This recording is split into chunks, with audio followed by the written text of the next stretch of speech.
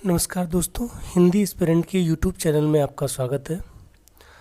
अभी तक हमने जो स्टोन एज पढ़ रहे थे, स्टोन एज हमने देखा था प्रागैतिहासिक काल। सबसे पहले हमने पढ़ा इतिहास चैप्टर में। चूँकि हमारा इतिहास का चैप्टर अब शुरू जो हो चुका है, तो हमने इतिहास के चैप्टर में प्रागैतिहासिक काल को पढ़ा था। तो उसमें प्रागैतिहासिक काल को हमने 3 कालखंडों में बांटा था। ठीक है, जैसा सीजे थॉमसन ने उसको डिवाइड किया था। एक तो पाषाण काल था, एक स्टोन एज था, एक आपका कांस्य युग था, और तीसरा आपका जो था लौह युग था। उसके बाद हमने पाषाण काल को 3 कालखंडों में बांटा था। पाषाण काल के जो 3 कालखंड थे उसमें पूरा पाषाण काल, मध्य पाषाण काल और आपके नव पाषाण काल।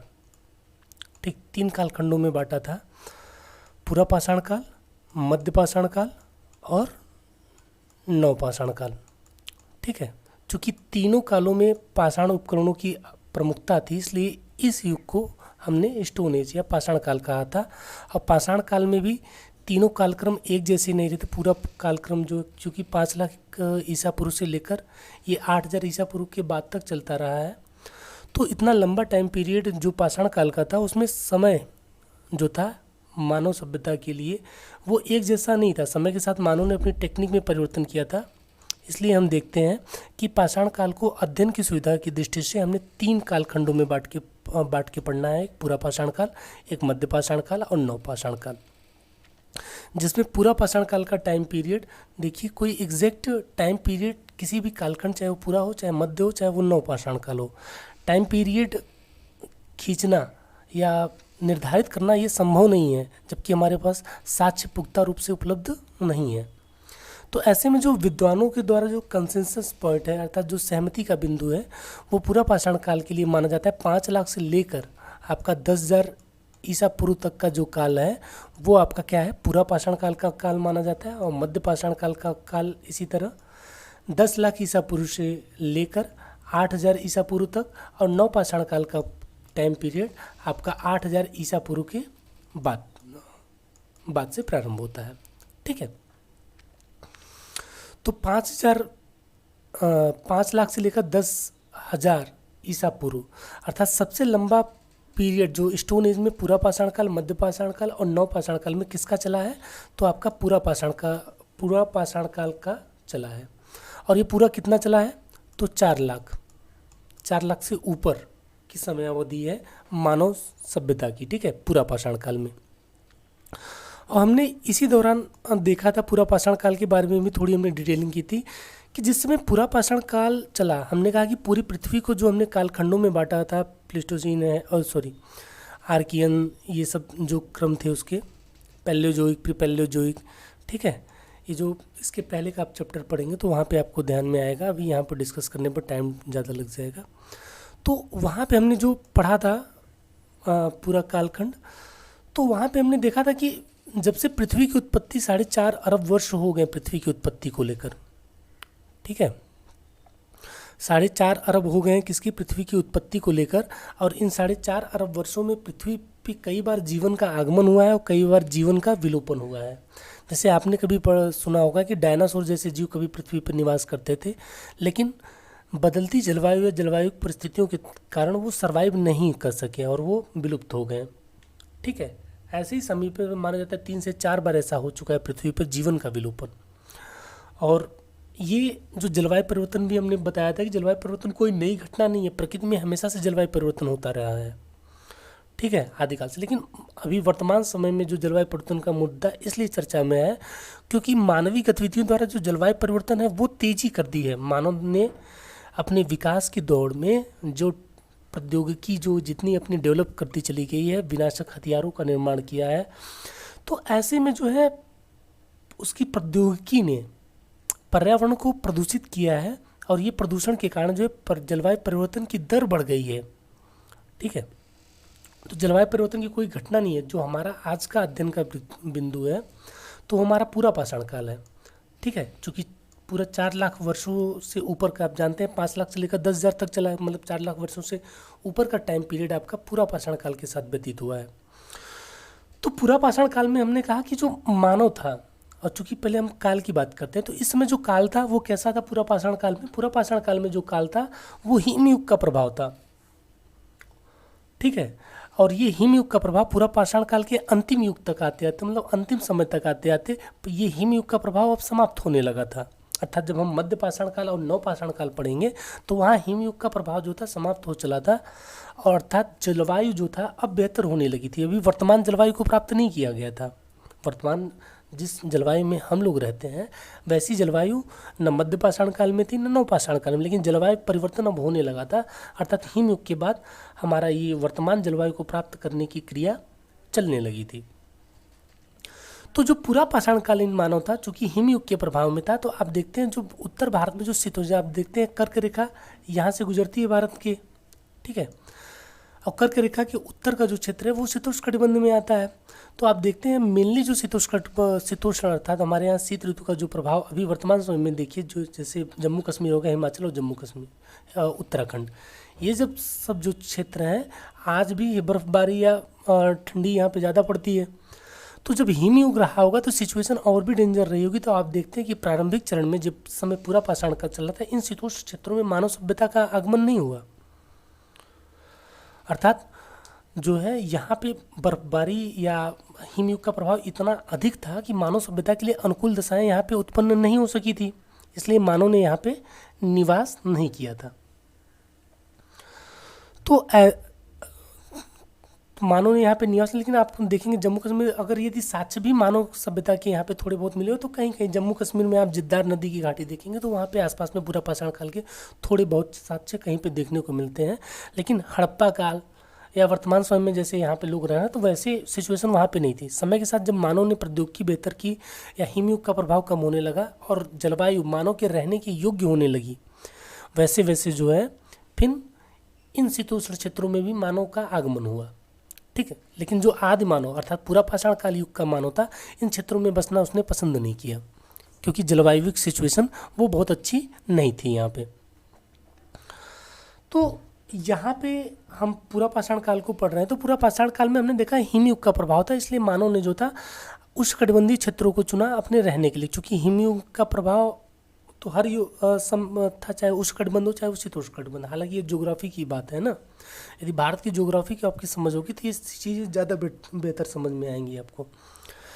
नहीं तो ज्योग्राफी जब शुरू करेंगे तो फिर वहाँ से फिर आप लोग समझ जाएंगे चीज़ों को। तो यहाँ पे हम कह रहे थे कि भारत की बात कर रहे हैं, तो भारत में जो पूरा पाषाण कालीन युगीन मानव था उसको जो चीज़ें चाहिए थी, सबसे पहले पूरा पाषाण काल युग में मानव को क्या क्या चीज़ें चाहिए थी, उसी आधार पे उसने अपने आवास का निर्धारण किया था, वो किन क्षेत्रों में बसता मानव। ठीक है, तो मानव ने जो बसने के लिए जो उसके आधार थे, एक तो पहला सुरक्षित आवास चाहिए था उसको, ठीक, ताकि वो परिवार का पालन पोषण अच्छे से कर सके। दूसरा वो जो था उसको क्या चाहिए थी, सुरक्षा चाहिए थी, ताकि जंगली जीव, पहला एक आवास अच्छा चाहिए था उसको। ठीक है, आवास बेहतर हो उसके लिए, मानव के लिए। दूसरा क्या कंडीशन हो उसके लिए आवास के साथ साथ कि सुरक्षा उसको मिले, किससे, जंगली जीवों से। ठीक है, तीसरा आप ले लीजिए जल की उपलब्धता, पीने योग्य जल की उपलब्धता उसको हो। ठीक है, तीसरा आप देखेंगे, और चौथा जो हो गया आपका औजार।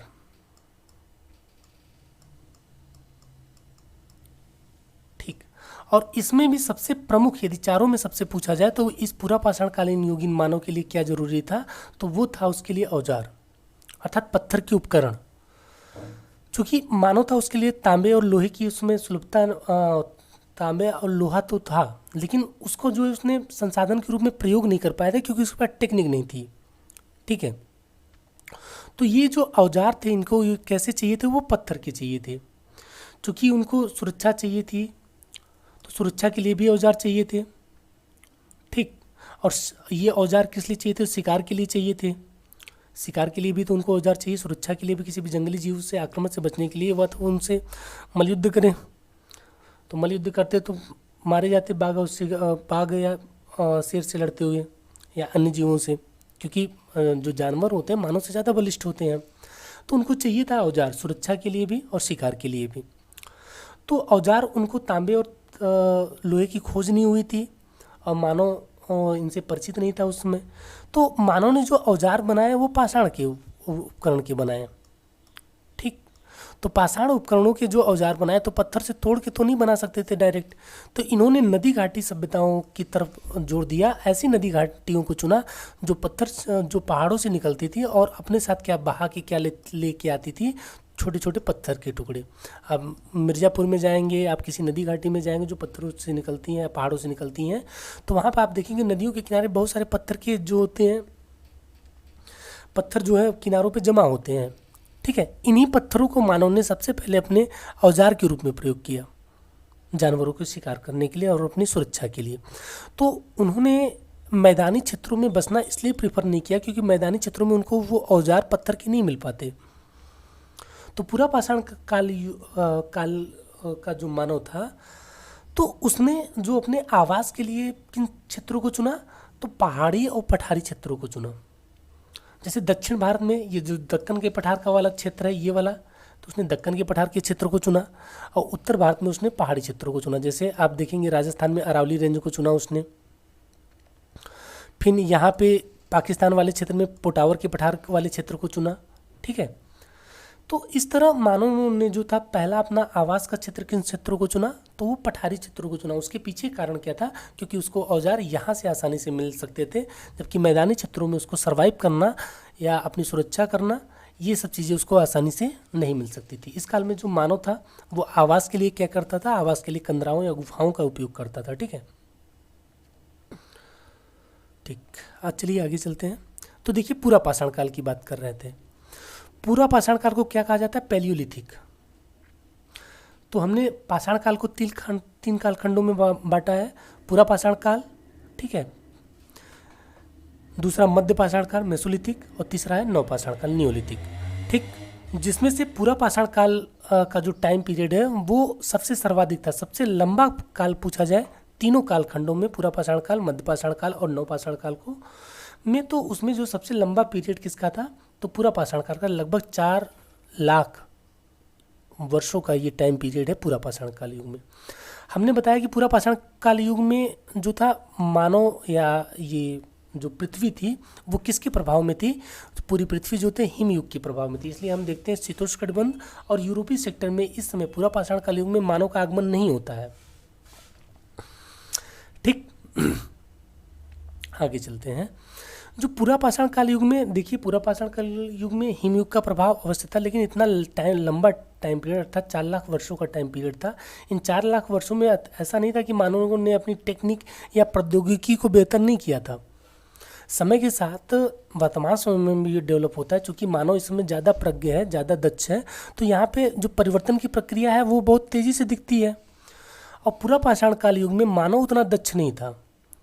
ठीक, जब मानव उतना दक्ष नहीं था, यहाँ परिवर्तन हुआ लेकिन उतने स्पीड से नहीं हुआ जितने समय में हमें आज देखने को मिलता है। आपकी वर्तमान समय में जब हम छोटे छोटे थे तो वहाँ पर 2G मोबाइल या ग्रामीण सेक्टरों में फ़ोन की उपलब्धता ही नाम मात्र 1-2 घर होते थे, लेकिन आज देखिए घर घर में टेलीफोन पहुँच गया 10 से 15 सालों के ये अंतराल में। लेकिन ऐसा नहीं था कि पूरा पाषाण काल युग में 4 वर्षों के अंतराल में एकाएक बहुत सारी चीज़ें बदल गई, तो नहीं, बदली थी चीज़ें, लेकिन वो धीरे धीरे बदली थी।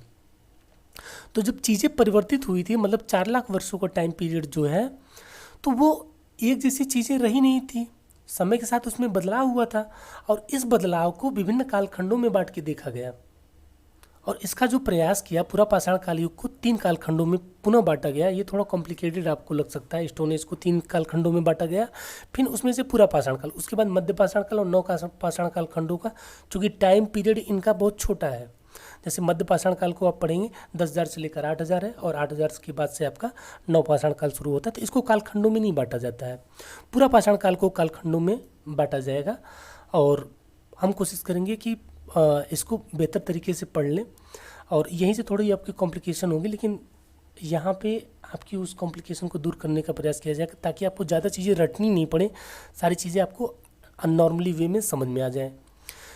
तो हम कह रहे हैं कि काल विभाजन की आवश्यकता क्यों पड़ी भाई, एक ही कालखंड में पूरा पाषाण को रख लेते, क्योंकि पूरा पाषाण काल का टाइम पीरियड बहुत लंबा है, 4 लाख वर्षों का समय है, और यहाँ पे मनुष्य जो पूरा पाषाण काल में था, औजार या उसकी जो टेक्निक थी वो इन 4 लाख वर्षों में बदली है, और इस बदलाव को ही विभिन्न कालखंडों में बांटा गया। इसको जो बांटने का काल किया था वो एडवर्ड लॉर्टेट महोदय ने किया था।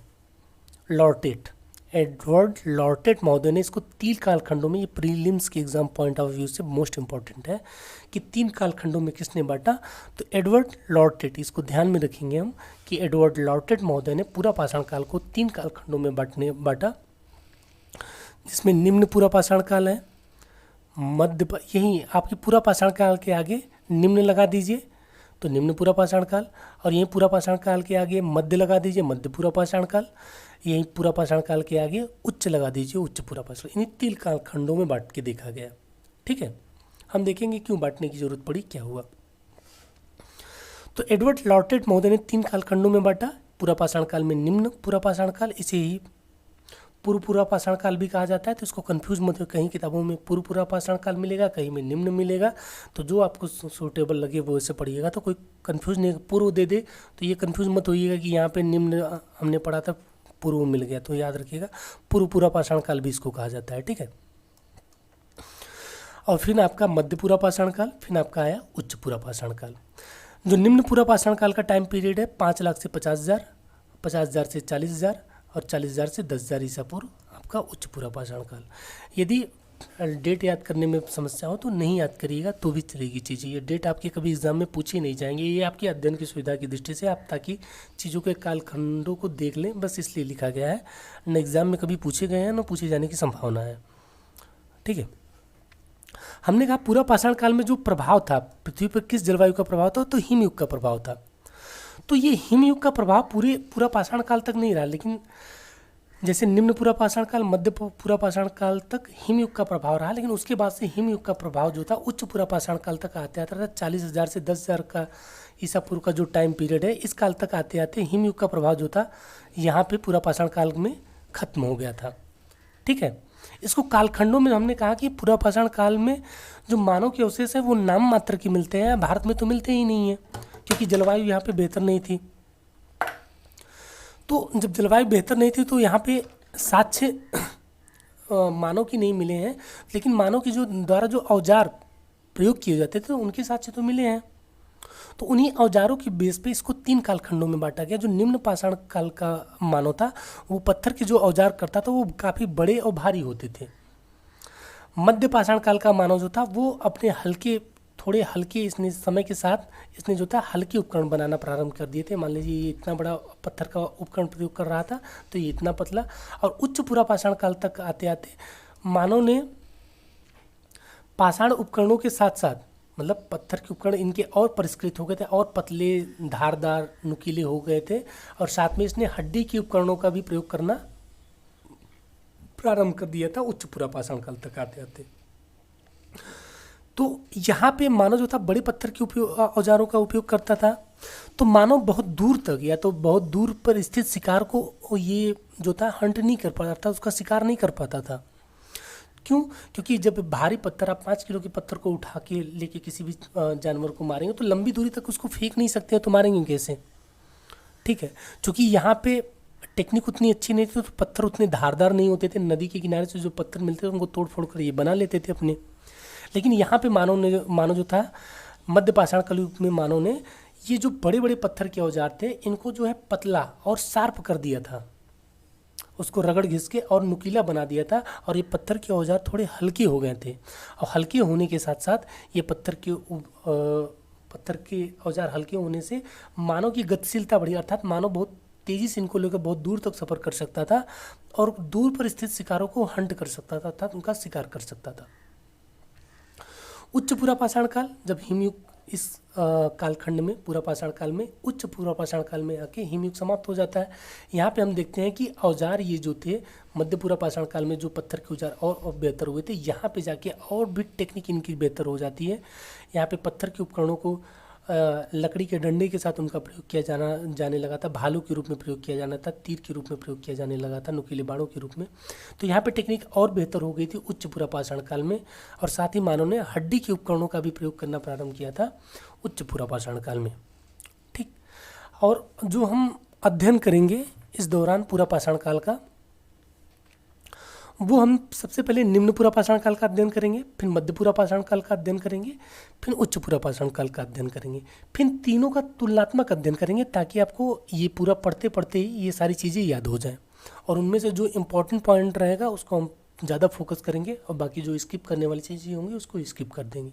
तो मेनली हमारा फोकस रहेगा कि तीनों कालखंडों, यदि आप पहली बार इतिहास पढ़ रहे हैं तो आप जो है अच्छे तरीके से इसको समझ पाएँ, इसलिए हम जो है इसको तीनों को अलग अलग कालखंडों में बांट के देखेंगे, तीनों को अलग अलग पढ़ेंगे, फिर तीनों को जो है सम्मिलित रूप से पढ़ेंगे कि परिवर्तन को भी देख लेंगे कि निम्न पूरा पाषाण काल में कैसा मानव था, क्या उसने कार्य किए, मध्य पाषाण काल में क्या किए, उच्च पूरा पाषाण काल में उसने क्या किए। तो तीनों को अलग अलग करके पढ़ेंगे, फिर तीनों को सम्मिलित रूप से पढ़ लेंगे ताकि ये खत्म होते होते चैप्टर आपको पूरा पाषाण काल पूरा का पूरा दिमाग में आपके फिट हो जाए। आइए सबसे पहले हम पढ़ते हैं निम्न पूरा पाषाण काल का, जिसका टाइम पीरियड 5 लाख से 50,000 ईसा पूर्व है। तो 5 लाख से 50,000 पूर्व 50,000 ईसा पूर्व का ये टाइम पीरियड किसका है, आपका निम्न पूरा पाषाण काल का। पूरा पाषाण काल को पढ़ रहे हैं, पूरा पाषाण काल 3 कालखंडों में बांटा, उनमें से पहला हम पढ़ रहे हैं निम्न पूरा पाषाण काल। निम्न पूरा पाषाण काल में जो मानव था, माना जाता है कि इस काल में जो मानव था वो कैसा मानव था, वो होमो इरेक्टस मानव था। वो कौन सा, हमने जब मानव के विकास क्रम को पढ़ा था तो आपने होमो इरेक्टस मानव के बारे में पढ़ा था, तो आप वहाँ पर पीछे की स्लाइड मानव के विकास वाला देख लेंगे तो ये समझ में होमो इरेक्टस कौन था। ठीक है, उसके बाद यहाँ पे उपकरण बनाने की जो विधि थी, ठीक है, वो कोर विधि थी। ये कोर विधि क्या होती, कैसे होती है, हम पूरा का पूरा आगे हम डिस्कस करेंगे, इसके लिए परेशान नहीं होगा, पूरी सारी चीज़ें आपको समझ में आ जाएंगी यहाँ पे। तो कोर विधि क्या थी ये हम आगे स्लाइड के माध्यम से भी पढ़ेंगे, अभी हम नॉर्मली इसको देख लेते हैं। तो इस काल में जो निम्न पूरा पाषाण काल में उपकरण जो मानव द्वारा जो बनाए जा रहे थे वो कैसे बनाए जा रहे थे, कोर विधि द्वारा बनाए जा रहे थे। इसलिए जो उपकरण बनाने की टेक्निक थी उसी आधार पर इस निम्न पूरा पाषाण कालीन संस्कृति को कोर संस्कृति भी कह दिया जाता है। ठीक है, कोर संस्कृति भी कहा जाता है, ये ध्यान में रखेंगे। ठीक है, एग्जाम में पूछ दे कि कोर संस्कृति का काल कौन था, तो निम्न पूरा पाषाण काल का था, क्योंकि यहाँ पे उपकरण कोर विधि से बनाए जाते हैं। कोर विधि क्या होती है ये हम आगे देखेंगे। ये जो कोर विधि थी इससे जो उपकरण बने, उत्तर भारत में कुछ अलग तरीके के उपकरण बने और दक्षिण भारत में कुछ अलग तरीके के उपकरण बने। उत्तर भारत में जो उपकरण बनाए गए वो चापर, चापिंग और पेबुल, ये सब चीज़ें हम देखेंगे, अच्छे से पढ़ेंगे ये चापर, चापिंग और पेबुल क्या होते हैं। और दक्षिण भारत में जो बने वो हैंड एक्स पड़े। ठीक है, हैंड एक्स इसके पहले स्लाइड में हमने, इसके पहले जो था हमने देखा था हैंड एक्स कैसा होता था। ठीक है, ये चापर, चापिंग, पेबुल सब कुछ देखा जाएगा, परेशान नहीं होइएगा। ठीक, कैसे बनते थे इसके बारे में भी हम जानेंगे। और इस काल में जो मेनली जो पत्थर के औजार अर्थात पत्थर का जो प्रयोग किया गया औजार बनाने में, चापर, चापिंग और पेबुल को बनाने में, हैंड एक्स को बनाने में, वो मेनली पत्थर के औजार कैसे थे, तो वो क्वार्टजाइट पत्थर के बने हुए थे, ये ध्यान रखेंगे। ठीक है, इस काल में जो निम्न पूरा पाषाण काल में सबसे पहले मानव कैसा था, होमो इरेक्टस था। इस काल में जो उपकरण बनाए गए वो कोर विधि की सहायता से बनाए गए। कोर विधि से कौन कौन से उपकरण बनाए गए, तो उत्तर भारत जो क्षेत्र है यहाँ पे चापर, चापिंग और पेबुल उपकरण बनाए गए और दक्षिण भारत में हैंड एक्स बनाए गए। और पत्थर बनाने के लिए जो टेक्निक थी वो कैसी, किस पत्थर का उपयोग किया गया, क्वार्टजाइट पत्थर का। जैसे हमारे यहाँ आप देखते हैं बलुआ पत्थर होता है जिससे हम मकानों में गाटर पटिया जो लगता है वो सब बलुआ पत्थर का उपयोग होता है। संगमरमर भी एक पत्थर है, वैसे क्वार्टजाइट भी एक पत्थर का एक प्रकार है। ठीक है, आप नेट पर डालेंगे क्वार्टजाइट तो आपको पत्थर वो दिख जाएगा। अधिकतर आपको नदियों में के किनारे ये पत्थर देखने को मिलते हैं। आइए अब देखते हैं कि ये कोर विधि क्या थी। तो देखिए निम्न पूरा पाषाण काल में जो उपकरण थे, ठीक, वो कैसे बनाए गए थे, कोर विधि के थे। और इस काल के उपकरणों की विशेषता थी, चूँकि ये मानव ने बहुत ज़्यादा टेक्निक उसके पास नहीं थी, तो मानव ने इन उपकरणों को बहुत अच्छे तरीके से गढ़न नहीं किया गया था, अर्थात गढ़ा नहीं था। ठीक है, तो ये उपकरण बहुत बड़े बड़े आकार के होते थे। और उत्तर भारत में जो कोर विधि से बनाए गए थे वो चॉपर, चॉपिंग उपकरण बनाए गए थे। और दक्षिण भारत में जो उपकरण कोर विधि के थ्रू बनाए गए थे वो हैंड एक्स बनाए गए थे। ठीक, उत्तर भारत में जो बनाए गए वो चापर, चापिंग और पेबुल उपकरण बनाए गए और दक्षिण भारत में जो बनाए गए वो हैंड एक्स। ये क्या होते हैं हम सब के सब देखेंगे ना, अभी आप नॉर्मली इन सब चीज़ों को पढ़ लीजिए। उत्तर भारत में जो बनाए गए वो चापर, चापिंग बनाए गए और दक्षिण भारत में जो है बनाए गए कोर विधि से उपकरण, वो कैसे थे, हैंड एक्स थे। ठीक, और इन दोनों उपकरणों के साथ से जहाँ पे भारत में मिले हैं, उत्तर भारत में, वो आपका जम्मू कश्मीर वाला क्षेत्र है, चौतरा नामक स्थान है, अर्थात वहाँ पे चापर चापिंग और हैंड एक्स दोनों मिले हैं, जबकि अन्य किसी जगह पे दोनों उपकरण साथ में नहीं मिले हैं। ठीक है, कहीं पे चापर चॉपिंग मिले हैं और कहीं पे हैंड एक्स। ऐसा नहीं था केवल चापर चॉपिंग के ही उपकरण मिले थे, ये क्लीवर, स्क्रैपर, ये सब क्या होती हैं, सब चीज़ें हम पढ़ेंगे अभी। तो क्लीवर, स्क्रैपर, ये सब भी उपकरण मिले हैं, लेकिन जो सबसे ज़्यादा प्रमुखता से, जैसे वर्तमान समय में अभी एंड्रॉयड मोबाइल चल रहा है, लेकिन एंड्रॉयड मोबाइल के साथ छोटी मोबाइल भी तो चल रही है, ये सब छोटी छोटी, लेकिन बहुतायत में आपके पास सबके लोग हाथ में क्या देखने को मिलता है, एंड्रॉयड मोबाइल देखने को मिलती है। उसी आधार पे यदि इस सभ्यता का विनाश होता है वर्तमान समय में और यहाँ पे नए मानव का आगमन होता है, तो वो यहाँ की मोबाइलों के आधार पे इसको क्या कह दे, यहाँ पे बहुत सारे एंड्रॉयड मोबाइल मिल रहे हैं तो इसको क्या कह देगा, एंड्रॉयड मोबाइल संस्कृति। तो ऐसे ही जो उपकरण मिले हैं यहाँ पे निम्न पुरापाषाण काल में, चॉपर चॉपिंग और पेबुल वाले उपकरण, इन आधार पर इसको संस्कृति का नाम दिया गया कि ये चापर चापिंग पेबुल संस्कृति कह दिया गया। उत्तर भारत में जो चापर चापिंग पेबुल उपकरण मिले, इन्हीं उपकरणों के आधार पे उत्तर भारत की संस्कृति को चापर चापिंग पेबुल संस्कृति कह दिया गया। ठीक है, चूंकि चापर चापिंग पेबुल संस्कृति आप देख रहे हैं, हमने देखा था जो पोटावर का पठार पाकिस्तान वाले क्षेत्र में है, वहाँ वाले क्षेत्र में है, चापर चापिंग पेबुल उपकरण सबसे ज़्यादा मिले हैं। और वहाँ पे जो एक नदी बहती है, सोहन नदी है। कौन सी नदी है? सोहन नदी है, जो सिंधु की सहायक नदी है। इसलिए उस कालखंड में जो चापर चापिंग पेबुल उपकरण सोहन नदी घाटी के आसपास मिले हैं, इसको चापर चापिंग पेबुल संस्कृति और सोहन संस्कृति दोनों नामों से जाना जाता है। ठीक, इसके पहले हमने देखा था निम्न पुरापाषाण काल को एक कोर संस्कृति भी कहते हैं। उपकरणों के आधार पर उत्तर भारत में चापर चापिंग पेबुल संस्कृति, चापर चापिंग पेबुल उपकरण अधिक मिले हैं, इस कारण इसको चापर चापिंग पेबुल संस्कृति कहा जाता है। ऐसा नहीं है चापर चापिंग के ही उपकरण मिले, अन्य उपकरण नहीं मिले, अन्य उपकरण मिले लेकिन वो बहुतायत में नहीं मिले हैं। ठीक है, चूँकि ये चापर चापिंग पेबुल उपकरण सब सर्वाधिक कहाँ मिले हैं, सोहन नदी घाटी में मिले हैं। सोहन नदी घाटी कहाँ हम देखेंगे सब, तो ये कहाँ पे मिले हैं, सोहन नदी घाटी में, इसलिए सोहन संस्कृति भी इसको कहा जाता है। उत्तर भारत की जो संस्कृति है निम्न पुरापाषाण काल की, तो ये ध्यान रखेंगे चापर चापिंग पेबुल संस्कृति या सोहन संस्कृति कहा जाए तो ये आपका कौन सा होगा, निम्न पुरापाषाण काल की उत्तर भारत की ये संस्कृति है। अब पूछ दे कोई सोहन संस्कृति कहाँ किस काल की है, तो आप बताएंगे निम्न पुरापाषाण काल की। चापर चापिंग पेबुल संस्कृति किस काल की है, तो निम्न पुरापाषाण काल की। ऐसे ही दक्षिण भारत में आइए, यहाँ हैंड एक्स उपकरणों की अधिकता है। ऐसा नहीं है कि वहाँ पे क्ली और स्क्रैपर या अन्य उपकरण नहीं मिले हैं, लेकिन हैंड एक्स उपकरण की बहुतायत मात्रा में मिले हैं। इस कारण इस आधार पे इसको हैंड एक्स संस्कृति कह दिया गया। जैसे हमने बताया कि वर्तमान समय में सभ्यता का विनाश हो, एक चूँकि यहाँ पे एंड्रॉयड मोबाइल की ज़्यादा अधिकता लोगों के पास दिखती है, लोग ज़्यादा उपयोग करते हैं, तो इस मोबाइल के आधार पे ही लोग इस कालखंड का जो मानव आएगा यहाँ पे विनाश होने के बाद इस सभ्यता का, तो वो इसको एंड्रॉयड मोबाइल संस्कृति कह दे। और ऐसे ही नामकरण किया भी जाता है। जिस काल में जिस उपकरणों की अधिकता ज़्यादा मिल जाती है, उस आधार पे उसको उस संस्कृति का नाम दिया जाता है। यहाँ पे मान लीजिए क्रिकेट की बैटों की उपलब्धता वर्तमान समय में ज़्यादा मिलती और ये सभ्यता विनाश हो जाती थी, यहाँ तो ये बैट संस्कृति कह दिया जाता। तो ऐसे आधार पे यहाँ पे नामकरण किया, तो नामकरण को लेकर कंफ्यूज मत होइएगा। दक्षिण भारत में जो उपकरणों की अधिकता मिली, उस आधार पे दक्षिण भारत की संस्कृति को हमने क्या कह दिया, हैंड एक्स संस्कृति कह दिएगा, और उत्तर भारत में चापर चापिंग या सोहन संस्कृति।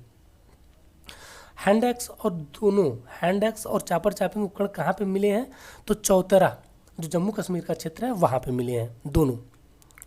देखिए कैसे बनाए जाते हैं। आप नदी घाटियों में जाइएगा तो नदी घाटियाँ जैसे इससे निकलती हैं, नदियाँ क्या करती हैं, पहाड़ों से निकलने के क्रम में अपने साथ बहुत सारे पत्थर के टुकड़ों को बहा कर लेके आती हैं, और ये पत्थर के टुकड़े नदियों के किनारे या आपस में लड़ कर क्या करते हैं, घिस जाते हैं। और जब नदियों के किनारे अर्थात मैदानी क्षेत्रों में जब नदियाँ बहती हैं, जब इनका ढाल बंद हो जाता है, तो नदियाँ अपने किनारों पे इन जो पत्थर के उपकरणों को अपने किनारे पर लगा देती हैं। और ये जो उपकरण आपको जो नदियों के किनारे किसी पिक्चरों में देखा होगा या गानों में देखा होगा, तो ये जो उपकरण आपको पत्थर के आपको देखने को मिलते हैं, वो कैसे एकदम घिसे और चिकने होते हैं। ठीक है, एकदम घिसे घिसे बड़े बड़े ऐसे चिकने चिकने टाइप के होते हैं आपके ये उपकरण। इन्हीं उपकरणों को कहा जाता है पेबुल। ठीक, पेबुल कहा जाता है। आप पेबुल डालेंगे वहाँ पे इंटरनेट पे या गूगल पे डालेंगे तो आपको यहाँ पर पेबुल दिखा देगा कैसा होता है। आप याद रखिए, परिकल्पना कीजिएगा कि नदियों के किनारे जो पत्थर आपको देखने को मिलते हैं वो कैसे उपकरण हैं, बड़े बड़े होते हैं, एकदम चिकने होते हैं, और इन्हीं को कहा जाता है पेबुल। ठीक है, अब पेबुल क्या होता था? पेबुल आपने समझ लिया, पेबुल क्या होता है? नदियों के किनारे जो उपकरण होते थे उनको पेबुल कहा जाता था। और इन पेबुल, ये जो पेबुल के उपकरण होते थे ये बड़े बड़े होते थे, तो इनको क्या किया था, दूसरे पेबुल के उपकरण लेकर एक दूसरे पर पटक दिया जाता था। जैसे ये पेबुल का उपकरण, एक और पेबुल का उपकरण पेबुल को लाया गया और इसी के ऊपर उठा के पटक दिए तो जो इसके किनारे के कमज़ोर कमज़ोर हिस्से थे वो क्या हुए, देखिए ये टूट के अलग हो गए। ये देखिए ये टूट के अलग हो गया जब पटकने पर, ये दोनों ये क्या हो गए, टूट के अलग हो गए। और बीच का जो क्षेत्र, बीच का जो टुकड़ा सबसे बड़ा बचा, उसी को कहा गया कोर। जो हमने कोर संस्कृति पढ़ी थी, इसी को कहा गया कोर। ये सबसे मजबूत हिस्सा होता था पत्थर का, चूँकि किनारा का हिस्सा कमज़ोर होता था वो टूट के अलग हो जाता। जो किनारे का हिस्सा टूट के अलग हो गया, इसी को फलक या सल्क कहा जाता था। ठीक, ये जो पेबुल को जब उठा के हमने इसके ऊपर पत्थर पटका, जैसे हम ईटा उटा हो गया या फिर अन्य कोई पत्थर का उपकरण ले लीजिए, उस पर उठा के एक पत्थर को उठा के पटक दीजिए, जो उसके किनारे के टुकड़े जो टूट के अलग होंगे उसको हम क्या कहेंगे, कोर कहेंगे। और बीच का हिस्सा जो उसका बचा रह जाएगा उसको हम कहते हैं कोर पॉइंट, कोर। ठीक है, अब इसी कोर की सहायता से उपकरण बनाए गए। ठीक, और ये जो सल्क और फलक आपने समझ लिया, पेबुल आपने समझ लिया, और ये कोर को भी आपने समझ लिया। जो बीच का हिस्सा होता था, जो मजबूत हिस्सा था, उसको क्या कहते थे, कोर कहते थे। और कोर से जो उपकरण बनाए गए वो दो प्रकार के उपकरण उत्तर भारत में देखने को मिलते हैं, हालांकि क्लीवर और स्क्रेपर। हालांकि क्लीवर स्क्रेपर को हम मध्यपूरा पाषाण काल में पढ़ेंगे, यहाँ पे अभी नहीं पढ़े। हमारा अध्ययन का जो मेन बिंदु है वो चॉपर चॉपिंग है। चॉपर चॉपिंग को हम पढ़ेंगे, क्लीवर और स्क्रैपर को भी नहीं पढ़े। तो चॉपर को हम देखते कोर से बनाए गए। अभी हम इमेज भी देखेंगे कि चॉपर चॉपिंग होते कैसे थे। अर्थात ऐसे उपकरण जिसमें एक तरफ धार होती थी उसे कहा गया चॉपर। जैसे ये उपकरण देख लीजिए, ये पत्थर का उपकरण है, इसमें एक तरफ धार है तो उसे क्या कहेंगे, जैसे ऐसे उपकरण ले लीजिए, ऐसे हो गया पत्थर और एक तरफ इसके ये धार है, ये क्या हो गया, चॉपर हो गया। और चॉपिंग क्या होगा, जिसके दोनों तरफ धार हो, ऐसे उपकरण हो इसमें दोनों तरफ धार हो, तो ऐसे उपकरणों को चॉपिंग कहा गया। तो याद रखिएगा, चॉपर में क्या है, एक तरफ धार हो। जिस पत्थर उपकरणों के कोर से बनाए गए ऐसे उपकरण जिनमें एक तरफ धार होती थी उनको चॉपर कहा जाता था, और जिनमें दोनों तरफ धार होती थी उसे चॉपिंग कहा जाता था। ठीक, अब देखिए चॉपर की, ये देखिए आपके चॉपर हैं, इसमें देखिए एक ही तरफ धार है, एक तरफ धार नहीं है। ठीक है, ये हिस्सा धार वाला है नहीं। ये जो कोर हिस्सा था उसी को देखिए तोड़ के बनाया गया है, और ये देखिए यहाँ पे इस साइड में ये धार है और बाकी अन्य साइडों में धार नहीं है। तो इस धार वाले हिस्से से पशुओं पर जो है अटैक किया था। चूँकि देखिए भारी हैं, बड़े हैं, तो इनको बहुत दूर तक फेंकना संभव नहीं था, इसलिए निम्न पूरा पाषाण काल में मानव की जो शिकार की गतिशीलता थी वो बहुत दूर तक नहीं थी। ठीक, अब ये देखिए ये भी आपके चॉपर हैं। सॉरी, यहाँ पे देखिए, यहाँ पे एक तरफ धार है, बाकी ये वाला धार देखिए यहाँ पे धार है ही नहीं, तो एक तरफ ही धार है। ठीक, यहाँ पे इस साइड में धार है, यहाँ पे देखिए। ठीक है, देखिए पत्थर बहुत ज़्यादा गढ़े नहीं गए हैं, ऐसे तोड़ तोड़ के बना दिए गए हैं। तो इस निम्न पूरा पाषाण काल में पत्थर बनाने की टेक्निक देखिए बहुत विकसित नहीं है, बस नॉर्मली टेक्निक है। पत्थर जो तोड़ के बना दिया गया वो हो गया चॉपर। एक तरफ धार है, देखिए यहाँ पे भी एक तरफ ही धार है। अब देखिए चॉपिंग को, ये है आपका चॉपिंग। देखिए इसमें दोनों साइड में धार है, इधर भी धार आपको देखने को मिलेगी और इधर भी धार आपको देखने को मिल रही है। अर्थात जिस पत्थर उपकरण के कोर से बनाए गए ऐसे उपकरण जिसके दोनों तरफ धार होती थी उसको क्या कहा गया, चॉपिंग। और पेबुल को हमने बताया, पेबुल क्या होता था, चॉपर को बनाने में और चॉपिंग को बनाने में प्रयोग जो किस पत्थर का प्रयोग किया जाता था, वो प्रयोग किया जाता था आपके कोर उपकरण का, मतलब कोर पत्थर का प्रयोग किया जाता था। तो ये आपका हो गया चॉपिंग। चॉपिंग में दोनों तरफ धार है, देखिए इधर भी धार है और इधर भी धार है। और ये है आपका चॉपर, देखिए इसमें एक तरफ धार है और इधर भी देखिए एक तरफ ही धार है। ठीक है, आइए आगे चलते हैं। ये है आपका हैंड एक्स। जैसे वर्तमान समय में जो कुल्हाड़ी पढ़ते हैं उसमें एक लकड़ी की ऐसे बेत होती है और यहाँ पे आपका फिर ऐसे कुल्हाड़ी होती है ना। तो उस समय मानव ने ये लकड़ी की बेतों का प्रयोग करना प्रारंभ नहीं किया था पत्थर के उपकरणों के साथ, अभी उसने नहीं बनाया था निम्न पूरा पाषाण काल में। तो यहाँ पे ये जो पीछे वाला हिस्सा, जो चौड़ा वाला हिस्सा, इसको मानव हाथ में ऐसे पकड़ता था और इसके थ्रू जो है फिर शिकार करता है, इसलिए इसको हैंड एक्स कहा जाता है। हाथ से पकड़ के बनाया गया इसलिए इसको हैंड एक्स कहा गया। और ये है वर्तमान में एक्स, ठीक है, कुल्हाड़ी, ठीक है। इसको हस्त कुठार कहा जाता था, ठीक है। तो ये भी आपका हैंड एक्स है, ये भी आपका हैंड एक्स है, ये भी आपका हैंड एक्स है, हैंड एक्स है, ये भी है। आप इसको ये पीछे वाला हिस्सा हाथ से पकड़ लीजिए, ये आपका हो गया हैंड एक्स। देखिए इसको हैंड एक्स को बनाने की टेक्निक, ये पत्थर का टुकड़ा उठाया गया, ठीक है। ये पेबुल है, ठीक है, छोटा पेबुल है। इससे इसके देखिए धार को बनाया जा रहा है और लकड़ी की सहायता से इसकी धार को और तिरछा किया जा रहा है। जो ऊबड़ खाबड़ हिस्सा है उसको निकाल दिया गया है लकड़ी की सहायता से। फिर इसकी धार को और भी तिरछा किया गया और जो फिनिशिंग रूप बचा, आप देखिए ये रहा आपका front size of hand axe. फिर आप देखिए हैंड एक्स का ये किनारे का हिस्सा है, जब साइड में पकड़ के देखिए हाथ में कैसे पकड़ा जाता था हैंड एक्स को, और उसका ये किनारे का हिस्सा है, ठीक। आप हैंड एक्स, चॉपर चॉपिंग और पेबुल को आप समझ चुके हैं। अब हम आगे चलते हैं, ठीक। अब प्रमुख स्थलों को देखेंगे, ठीक है, ये इम्पोर्टेंट है। अब प्रमुख स्थलों में क्या क्या स्थल हमें याद रखने हैं वो हम अभी ऐसे देख ले रहे हैं, फिर मैप में देख लेंगे। और फिर जब हम तीनों पूरा पाषाण काल के तीनों कालखंडों को जब तुलनात्मक अध्ययन करेंगे तो एक बार और देखेंगे, तब तक आपको पूरी की पूरी चीज़ें पूरा पाषाण काल की याद हो जाएंगी। तो सबसे पहले उत्तर भारत में देखते हैं। उत्तर भारत में देखिए, उत्तर प्रदेश को नॉर्मली हम उत्तर भारत और दक्षिण भारत में करके देखेंगे। उत्तर भारत में देखिए तो वर्तमान में जो मिर्ज़ापुर वाला क्षेत्र है, आप देखते हैं मिर्ज़ापुर में विंध्याचल पर्वत का या विंध्य श्रेणी का विस्तार है, तो वहाँ पे पर्वतीय सेक्टर है, ठीक है। तो वहाँ पे पर्वतीय सेक्टर में मानव ने पूरा पाषाण कालीन मानव ने अपने आवास के लिए उचित समझा। और यहाँ पे एक नदी बहती है, बेलन नदी। बेलन नदी टोन्स की सहायक है, और टोन्स किसकी सहायक है? गंगा किनारे मैदानी नदियाँ हैं, ठीक है। ये इलाहाबाद के पास में है आपकी टोन्स, जाके मिलती है गंगा में। तो बेलन नदी किसकी सहायक है? टोन्स की सहायक नदी है। यहाँ से कुल 44 पुरा स्थल मिले हैं, किसके? पूरा पाषाण काल के। तो ये आप ध्यान रखेंगे कि उत्तर प्रदेश में पूछा जाए, उत्तर भारत में सबसे पहले उत्तर प्रदेश की बात की जाए तो उत्तर प्रदेश में कहाँ मिले हैं? 44 पुरा स्थल मिले हैं बेलन नदी घाटी मिर्ज़ापुर वाले क्षेत्र में। और यहाँ पे जो उपकरण मिले हैं वो पूरा पाषाण काल से लेकर नव पाषाण काल तक के उपकरण मिले हैं, ये ध्यान रखेंगे। और यहीं पे आपके जब हम पढ़ेंगे नव पाषाण काल में तो यहाँ पे हम देखेंगे कि नव पाषाण काल तक, सॉरी, यहाँ पे क्या कहते हैं, पूरा पाषाण काल से लेकर उच्च पूरा पाषाण काल के भी उपकरणों को हम देखेंगे। और यहीं उच्च पूरा पाषाण काल में हम देखेंगे जो पाषाण काल को 3 कालखंडों में बांटा गया, मतलब पूरा पाषाण काल को 3 कालखंडों में बांटा गया, निम्न, मध्य और उच्च। उच्च पूरा पाषाण काल में यहीं बेलन नदी घाटी के पास में लोहदा नाला, ये इलाहाबाद के पास में स्थित है, लोहदा नाला में आपको एक मातृ देवी की प्रतिमा या अस्थि मतलब हड्डी से निर्मित एक प्रतिमा भी आपको देखने को मिलेगी। तो ये अभी हम नहीं पढ़ेंगे ना, अभी कन्फ्यूजन होगा।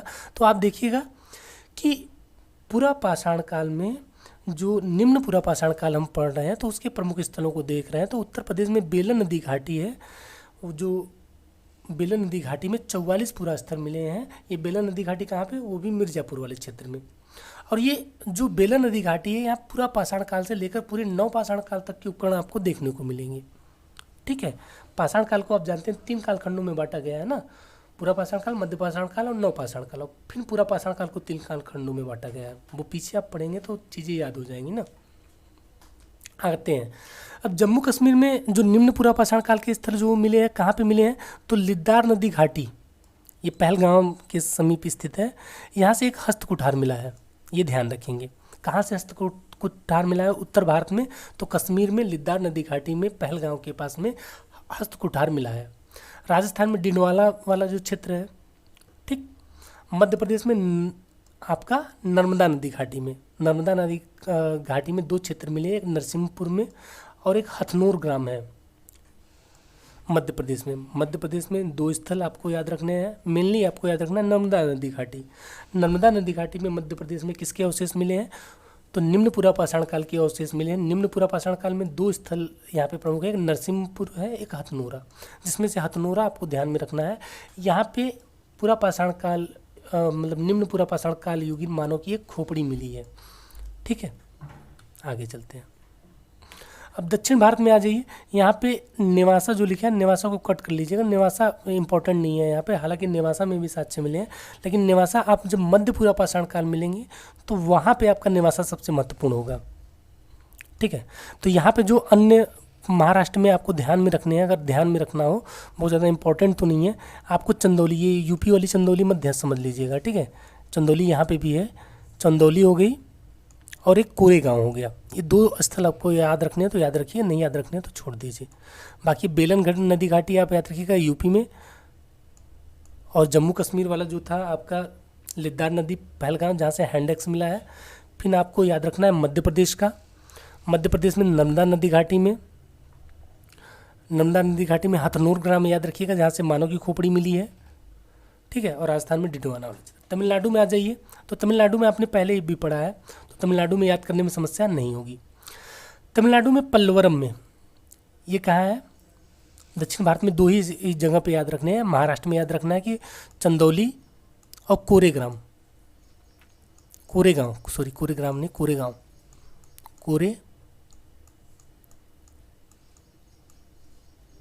गांव वाला क्षेत्र। ठीक है, पल्लवरम में देखिए हैंडेक्स, पल्लवरम में आपने देखा था कि यहाँ से हैंडेक्स मिले हैं।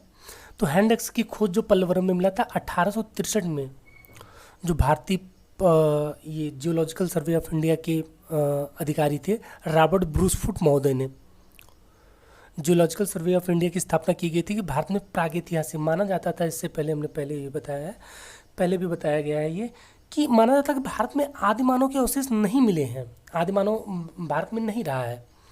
तो इससे पहले, सबसे पहले हमने देखा था कि प्राइमरीज महोदय ने ये यहाँ पे भारत में जो था पाषाण उपकरणों की खोज की थी। उन्होंने बताया कि भारत में भाई पाषाण काल का अस्तित्व रहा है, अर्थात आदि मानव यहाँ पे रहे हैं, इसके पहले तक नहीं माना जाता था। तो जब अंग्रेजों की ये बात चली कि नहीं यार, यहाँ पे ऐसी कोई संस्कृत मतलब पाषाण आदि मानव भी भारत में रहे हैं, तो उन्होंने जियोलॉजिकल सर्वे ऑफ इंडिया की स्थापना की। इसी जियोलॉजिकल सर्वे ऑफ इंडिया के अधिकारी थे रॉबर्ट ब्रूसफुट। इन्होंने इस सर्वे के थ्रू अपना जब अध्ययन प्रारंभ किया तो सबसे पहले उन्होंने पल्लवरम में हैंड एक्स की खोज की, और वहीं से भारत में प्रागैतिहासिक युग में पाषाण काल के अध्ययन का प्रक्रम प्रारंभ हो गया। इसलिए रॉबर्ट ब्रूसफुट महोदय को भारत में प्रागैतिहास का जनक कहा जाता है, भारतीय प्रागैतिहास का जनक कहा जाता है। हालांकि प्रागैतिहास को उद्घटित करने का श्रेय किसको दिया जाता है? प्राइमरीज महोदय को दिया जाता है, लेकिन जनक किसको कहा जाता है? रॉबर्ट ब्रूसफुट को, क्योंकि इन्हीं के निर्देशन में सबसे पहले हैंडेक्स खोजा गया, और हैंडेक्स के बाद से लगातार हम वर्तमान समय तक प्रागैतिहासिक मानव या पाषाणकालीन मानव के अध्ययन की जो वर्तमान जानकारी तक हम पहुँचे हैं, ये उनमें सबसे बड़ा योगदान आपका रॉबर्ट ब्रूसफुट महोदय का रहा है। ये एग्जाम में बहुत बार क्वेश्चन पूछा गया है कि कहाँ पे उन्होंने खोज की थी। तो पल्लवरम में खोज की थी। हैंडेक्स की कब खोज की थी? 1863 में खोज की थी। अब पल्लवरम कहाँ पे स्थित है? मद्रास, वर्तमान में चेन्नई अब जिसको कहते हैं, और किस राज्य में स्थित है? तो तमिलनाडु। और इन्हीं के एक मित्र थे विलियम किंग, इन्होंने अतिरपक्कम, ये भी आपका कहाँ पे स्थित है? तमिलनाडु में स्थित है। और अतिरपक्कम में भी इन्होंने क्या किया? हैंडेक्स की खोज की। ये दोनों बातें याद रखेंगे कि इन्होंने पल्लवरम और अतिरपक्कम दोनों में आपके जो है हैंडेक्स मिले हैं। पल्लवरम वाली खोज आपके रॉबर्ट ब्रूसफुट ने 1863 में की थी, और अतिरपक्कम में जो मिला है, जो तमिलनाडु में स्थित है, वो आपके विलियम किंग, इन्हीं के मित्र थे, इन्होंने की है। अब मैप में देख लीजिए, तो हमने कहा था कि एक बार फिर से रिवीजन के लिए जो स्थल हैं, तो बहुत ज़्यादा स्थल को आपको नहीं ध्यान में रखना है, तो एक बार यहाँ पे कर लें। निम्न पुरा पाषाणकालीन स्थल आपको याद हो जाएंगे। तो निम्न पुरा पाषाणकालीन स्थल जो है, देखिए जम्मू कश्मीर में आपकी लिद्दार नदी घाटी पहलगांव से यहाँ से क्या मिले हैं? हैंडेक्स मिला है। फिर ये पोटावर वाला जो क्षेत्र है, पोटावर का पठार जो पाकिस्तान में आता है, हमने यहाँ बताया था, यहीं पे सबसे ज़्यादा आपकी चापर चापिंग और पेबुल उपकरण मिले हैं। यहीं पे एक जो सिंधु नदी यहाँ से आपकी निकलती है और ऐसे होते हुए आपकी जाके अरब सागर में गिर जाती है। और इसी की एक छोटी सहायक नदी है सोहन नदी, और इसी सोहन नदी के आसपास के स्थलों में आपके जो है चॉपर चॉपिंग उपकरण मिले हैं पोतावर वाले पठार में, पाकिस्तान में वर्तमान में स्थित है। इसी आधार पर इसको क्या कहा जाता है, चॉपर चॉपिंग या पेबुल संस्कृति। ये पोतावर के पठार का उत्खनन जिन्होंने किया था ये सबसे इम्पोर्टेंट है। तो सबसे पहले इसका उत्खनन 1928 में डीएन वाडिया ने किया था, फिर कर्नल आर.यू. टाड ने किया है 1930 में किया है, लेकिन सबसे ज़्यादा इम्पोर्टेंट 1935 वाला सबसे विस्तृत अध्ययन डी टेरा और इनके मित्र एक पीटरसन थे, इन दोनों ने मिलकर किया था और कैम्ब्रिज अभियान दल के नेतृत्व में। तो जो एग्ज़ाम में पूछा गया कि पोटावर के पठार या चॉपर चॉपिंग पेबुल संस्कृति को उद्घटित करने का श्रेय किसको दिया जाता है, तो टेरा और पीटरसन महोदय को दिया जाता है। हालांकि ये तीनों नाम आप याद रखेंगे तो ज़्यादा बेटर रहेगा। डीएन वाडिया ने सबसे पहले उत्खनन किया था, फिर कर्नल टॉड ने किया था, फिर टेरा और पीटरसन ने किया था पोतावर के पठार का। और सबसे विस्तृत जानकारी चॉपर चॉपिंग और पेबुल संस्कृति की यही पोतावर के पठार वाले क्षेत्र से मिलती है। तो हमने देख लिया कि उत्तर भारत में हम पढ़ रहे हैं, तो उत्तर भारत में सबसे पहले हमने देखा लिद्दार नदी घाटी, जम्मू कश्मीर में देख लिया, और यहीं पे पाकिस्तान वाले क्षेत्र में देख लिया कि पोतावर के पठार में, जिसमें जिन्होंने उत्खनन किया था वाडिया, टाड और टेरा ने। सबसे विस्तृत उत्खनन सबसे इम्पोर्टेंट टेरा है इसमें, टेरा एंड पीटरसन महोदय, जिन्होंने 1935 में उत्खनन किया था। और फिर ये राजस्थान वाले क्षेत्र में डिडवाना हो गया। उत्तर प्रदेश में जो मिर्ज़ापुर के पास में बेलन नदी घाटी में आपके कौन है, तो मिर्ज़ापुर वाले क्षेत्र में यहाँ पे ये इलाहाबाद यूनिवर्सिटी के प्रोफेसर थे जी.आर. शर्मा जी के निर्देशन में यहाँ पे आपका उत्खनन किया था बेलन नदी घाटी का। फिर दक्षिण भारत में हमने कहा कि निवासों को नहीं याद रखिएगा, यहाँ पे चंदौली और कोरेगांव को याद रखिएगा। चंदौली को यदि याद रखना हो तो, नहीं याद रखना तो जितना आपने अभी ऊपर पढ़ाया गया वही इंपॉर्टेंट है। चंदौली और कोरेगांव हो गया। और ये दक्षिण भारत वाला इंपॉर्टेंट है, तमिलनाडु में स्थित पल्लवरम और तिरुपक्कम। पल्लवरम की खोज किसने की थी, तो रॉबर्ट ब्रूसफुट, और तिरुपक्कम की खोज किसने की थी, तो विलियम किंग, इन्हीं के मित्र थे। ठीक, तो आपकी पूरा स्थल आई होप आपको याद हो गए होंगे। ये जैसे बेलन नदी घाटी में जो उत्खनन किया था वो किसने किया था, जी.आर. शर्मा, ये ध्यान में रखिएगा। फिर आप पोतावर के पठार वाला ध्यान में रखिएगा, और पल्लवरम और तिरुपक्कम में जिन्होंने इसका खोज किया था उसको ध्यान में रखेंगे। तो आपके जितने भी पूरा स्थल थे निम्न पूरा पाषाण काल से या पूर्व पाषाण काल से, वो हमने पढ़ लिए हैं यहाँ पे। अब आगे चलते हैं। इस काल के मानव की बात की जाए, जीवन कैसा था इस काल के मानव का, तो इस काल का मानव जो था मेनली जो था शिकार और खाद्य संग्रह। ठीक, और यहाँ पे जो शिकार का कार्य करते थे वो मेनली पुरुष समुदाय द्वारा किया जाता था। और पुरुष जो था, आप देखेंगे अभी भीम बेटका उटका की गुफाओं में, तो वहाँ पे पुरुष जो था हमेशा झुंड में शिकार करता था। ठीक है, पूरा झुंड बना के निकलता था। और आपने पत्थर के जो औजार देखे हैं चॉपर चॉपिंग, उन्हीं के माध्यम से वो पशुओं का शिकार करता था। और महिलाएं जो था खाद्य संग्रह का कार्य करती थी। ऐसा क्यों, देखिए मांस जो होते थे वो एक लंबे समय तक मनुष्य उपभोग नहीं करे। मान लीजिए एक हिरन को मारा तो वो 1 या 2 दिन, उसके बाद से मांस सड़ना स्टार्ट हो जाता था।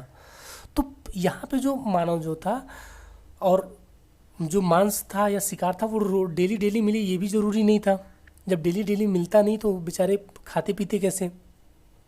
तो इसलिए मानव यहाँ पे दोनों प्रकार का कार्य करता था, शिकार भी करता था, शिकार से मिल जाए तो अच्छी बात है, नहीं तो फिर महिलाओं द्वारा खाद्य संग्रह तो किया ही जा रहा था, ताकि जो है उनकी बेसिक ज़रूरतें थी वो पूरी हो जाए, खाना पीना। और यहाँ पे मानव का जीवन जो था वो खाना बदोश था, उसको खाने पीने में ही पूरा जीवन जीता था, उसका जीवन व्यतीत होता था। इनोवेशन अभी इसके अंदर नहीं आया था। कृषि का ज्ञान बिल्कुल नहीं था, पशुपालन का ज्ञान नहीं था। पशुपालन आप देखेंगे मध्य पाषाण काल में, फिर आप देखेंगे नव पाषाण काल में। यहाँ पे जाते जाते मानव में पशुपालन का ज्ञान हुआ था। यहाँ पे आके मानव को जो है आग का ज्ञान, आग के बारे में वो जानता था, जंगलों में आग लगने की घटनाएं वो देखता था, लेकिन आग का उपयोग इसको नहीं मालूम था कि कैसे आग का उपयोग किया जाए, कैसे भुना जाए, इन सब चीज़ों में वो उपयोग नहीं करता था। ये आपकी निम्न पुरापाषाणकालीन मानव की विशेषता है कि इस काल में मानव जो था शिकार और खाद्य संग्रह कर रहा था। कृषि का ज्ञान इसको बिल्कुल भी नहीं था निम्न पुरापाषाण काल में। पूरा जो आपका पूरा पाषाण काल है वहाँ तक मानव को कृषि का ज्ञान नहीं है, पशुपालन का ज्ञान नहीं है। ये सारी चीज़ें आपको कॉमन मिलेगी पूरा पाषाण का पूरा जो आप पढ़ेंगे, हम पूरा पाषाण काल को 3 कालखंडों में बांटा है। तो यही सारी विशेषताएं पूरा पाषाण काल में आपकी काम करेंगी। तो ये बातें हम ध्यान रखेंगे। अर्थात ये जो पूरी विशेषताएं हैं पूरा पाषाण काल में आपको देखने को मिलेंगे, चाहे वो निम्न पूरा पाषाण काल हो, चाहे वो मध्य पूरा पाषाण काल हो, चाहे वो उच्च पूरा पाषाण काल हो। तीनों में आपको देखने को मिलेंगी कि शिकार और खाद्य संग्रह ही मानव बना रहा, खाद्य संग्रह करता रहा। कृषि का ज्ञान नहीं, पशुपालन का ज्ञान नहीं, आग का ज्ञान, किंतु उसका उपयोग उसको नहीं मालूम था। चलिए, निम्न पूरा पाषाण काल आपका समाप्त हुआ। कल हम उच्च पूरा पाषाण काल और मध्य पूरा पाषाण काल को पढ़ेंगे और फिर उसके बाद उसका तुलनात्मक अध्ययन कर लेंगे तीनों कालखंडों का। और आपका पूरा का पूरा पाषाण काल कल हो सकता है समाप्त हो जाए, नहीं परसों तक समाप्त हो जाएगा। ठीक है, नमस्कार।